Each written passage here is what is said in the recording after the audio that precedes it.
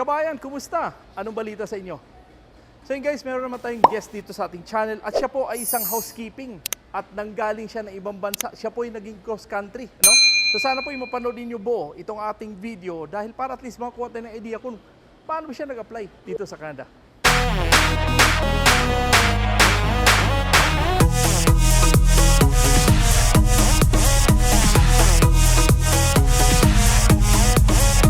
So yun guys, meron nga tayong guest dito sa ating channel at siya po ay isang contract worker dito sa Canada at sana po ay makakuha tayo ng mga idea kung paano ba siya mag-apply.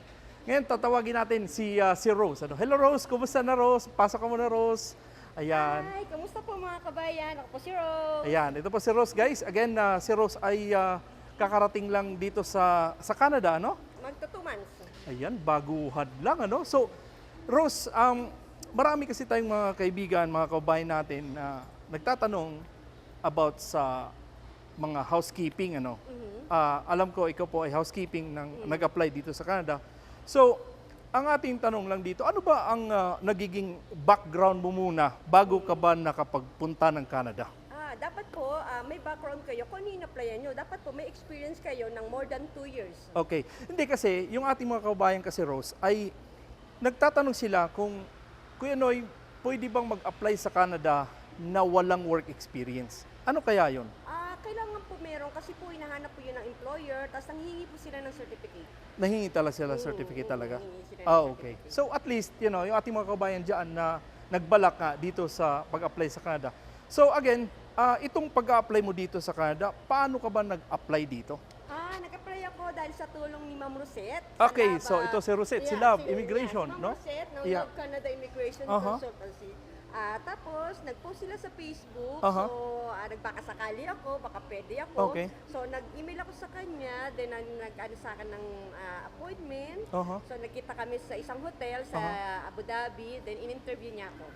Okay. So ngayon guys, again, nakalimutan ko, galing kang Abu Dhabi. Galing ako ng Abu Dhabi. Tapos nag-cross country ka na lang. So ngayon, hindi ka na bumalik sa Pilipinas? Hindi na. Direkta na? Direkta na ako dito. Okay. So ngayon, again, ang ating tanong dito, paano yung qualification? Like, naging qualify ka, paano pa nag-qualify ka dito sa pagiging housekeeping? Dahil dun sa work experience, sabi mo, di ba? So again, importante din talaga na mayroon tayong work experience dahil hindi nga tayo makakakuha ng mga trabaho opportunity dito sa Canada, di ba? Kasi hinahanap din ng employer yun. Naghahanap Okay. siya ng experience at certificate. Certificate. So, gaano ba katagal ang proseso sa pag-apply mo dito sa Canada? Actually, sinabi sa akin ni Ma'am Rosette na between 1 year to 2 years siya. Pero ang bilis. Bago mag 1 year, nandito na ako dahil sa tulong ni Ma'am Rosette. Okay. 1 year? Opo. Bago mag 1 year po, nandito na po ako. Wow, Mabilis po. Ang bilis naman, no? Kasi alam ko, ang LMIA kasi, ang LMIA ngayon ay medyo madali na dahil umabot na lang, depende pa rin ha. Depende ang LMIA, ang pinaka mas madali niyan 2 months, 3 months. But depende pa rin yan kasi may programa ang Canada ngayon bago na kung ang mga employer ay nag-a-apply sila ng mga trabaho ng mga contract worker, talagang medyo pinadali na. Okay? So, ngayon naman, ang ating itatanong naman dito, so paano naman yung medical dito? Saan ka nag-medical din? Nag-medical na ako sa UAE na mabilis na siya kapag na-interview ka na ni Ma'am Rosette, nabigyan ka ng employer, dire-diretso na yan, medical. Tuloy-tuloy na. Tuloy-tuloy Okay. na siya. Tapos si biometrics. Biometrics na. Tuloy-tuloy din. Tapos Di ba? ticket na, that flight na. Okay. So, Ang bilis. paano ang ticket niyan? Sino ba? Ang ano employer niyan? ko. Employer talagang magbayad niya. Oh, that's good. So again, sabi ko nga sa mga kababayan natin na Rose, na nagbalak pumunta nga sa Canada at lalo na sa mga housekeeping na, paano nga sila makarating dito at may mga posting doon nga sa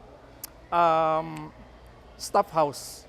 Doon naman sa Pilipinas ito ay sinasabi ko nga na importante talaga na meron talagang work experience dahil hindi talaga pwedeng Sinicheck ko kasi nila sa immigration din. iti-check talaga sila sa immigration mismo.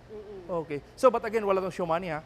Wala siyang Okay. showman. So again, may nagtatanong kung meron ba daw show money sa Wala. pagiging apply dito. So after 2 years mo, mag-apply ka na rin ng PR. Oo. Pwede Tapos din. after 2 years, 3 years naman para citizenship na. Yahoo! So paano yun? Yung pamilya mo pala, andito na ba? Ngayon ako muna. So, Aha. naiwan So, yung to follow na sila. Susunod na lang sila. I see. So at least, may mga idea tayo dito na talagang ating mga kabayan nga na gusto nga pumunta dito. At maraming salamat sa yung time na na-interview ka namin dito at sa tulong din ni Ma'am Rosette. ni Rosette Ramos, guys. Ayan Legit siya, po no? yan, legit. Legit talaga siya, Legit no? siya. So again, sa mga gusto, pwede ninyong i-email si Rosette Ramos. Ilalagay ko sa description box yung kanyang information para at least kayo naman ay makapag-apply. Subukan nyo lang mag-apply. But again, sinasabi ko nga na ayusin ang resume. Totoo talaga ang resume, maayos, di ba? Oo, totoo. At saka dapat siya, ano yun, yung huwag pikein.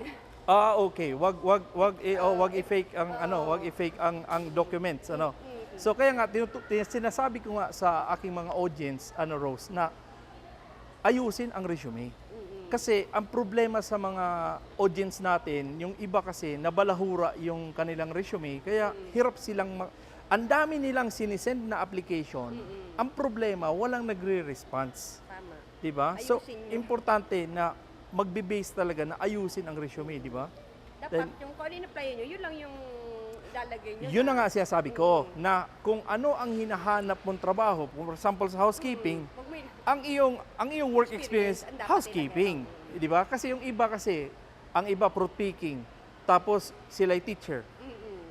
'Di So, ba? paano sila matatanggap? Although kahit Ah, ganun pa yung mga profession nyo, hindi yun importante. Kung ano yung experience nyo, may mapakita kayo na may experience kayo, tapos may mga certificate kayo, pasok na pasok kayo sa mga. ayan.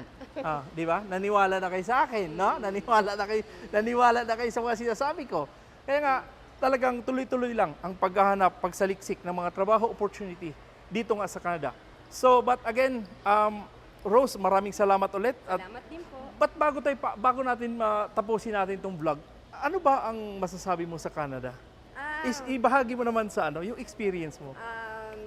Maganda siya. Ganda siya. Tsaka malaking opportunity para sa mga pupunta rito, lalo na may mga pamilya. Go. Go lang. Mas nagustuhan mo talaga. Nagustuhan ko siya. Nagustuhan mo siya? Yeah. So ako naman ay, sabi ko nga, ako ay 18 years na sa Canada. Wala talaga akong masabing, wala akong masabing pangit sa Canada. Napakagandang opportunity. Dahil nga bilang isang citizen sa Canada, napakarami kong countries na puntahan. Mexico, parang in and out ako sa US, napunta kami ng anong country. Walang problema dahil dala-dala namin ang Canadian passport. So yun ang napakagandang opportunity sa mga nagbalak na talagang kung kayo man ay maging citizen dito nga sa Canada. Ano? Tama. So, but again, mayroon ka pa bang sasabihin sa ating mga kabayan, Rose? Follow nyo lang po, Love Canada, Immigration Consultancy, meron po silang Facebook page. So, puntahan nila, i-follow nila. Follow nila, mag-comment sila, pwede sila. Marami, ma-assist sila ni Ma'am Rosette. Oh, okay. So, balita ko rin, parang parang nagre-reels din siya sa Facebook, ha? Sabihin mo na din, para ma-follow ka, dati mga kabayan. Follow nyo po yung Facebook ko, tsaka yung TikTok ko, Porto. Ayun, naks naman talaga. Magti-TikTok tayo dito mamaya. So, but again, Rose, maraming salamat ulit. Sabi ko nga na sana po ay mag-enjoy ka lang dito sa Canada. Enjoy lang. At sana po ay makarating din yung mga pamilya mo dito. At, Hopefully. talagang mag-enjoy tayo dito. Enjoy lang. Oo. Every day, no? Enjoy lang, maging happy ka lang. Maging happy lang, no? Walang mga, walang ampalaya.